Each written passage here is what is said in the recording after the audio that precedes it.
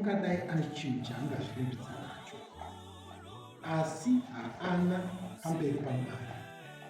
In other words, Mwari vane zvavaitarisa muna Abhurahama, vasingatarisi mabasa ake akanaka akawanda akaita.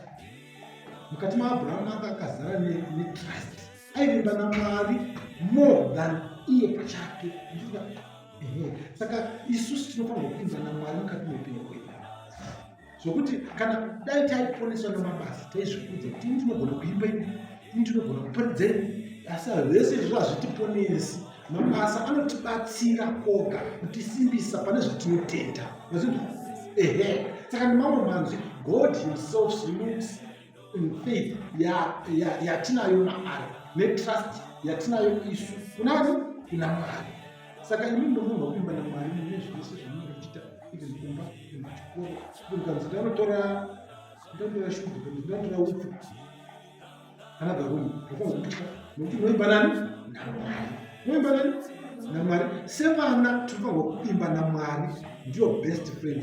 Handitika maparents atinogara nawo aya, they are there, vakatiswa, vakaiswa patiri kuti tidzidze, tizive. Handitika zvinodani Mwari through parents. Saka we should have trust in God.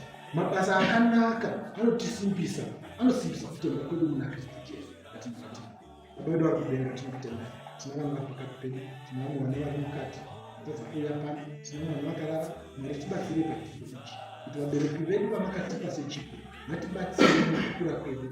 Vachikura kudzamara tava vanhu vakuru, chokwadi chacho chadzidza kuvabereki ava chitisimbise pakutenda kwedu, tive nevimbo netrust mamuri, nokuti mumoga nemunotungamira vapenyu vedu, kuti hweyo hwakanaka Mwari ndiye munotitungamira, uye munotibvisira zvakashata kumberi kwedu, chiranga muri pakati pedu sevanhu. Tatenda timunenge tifungu kuti ndatoka vazvinhu.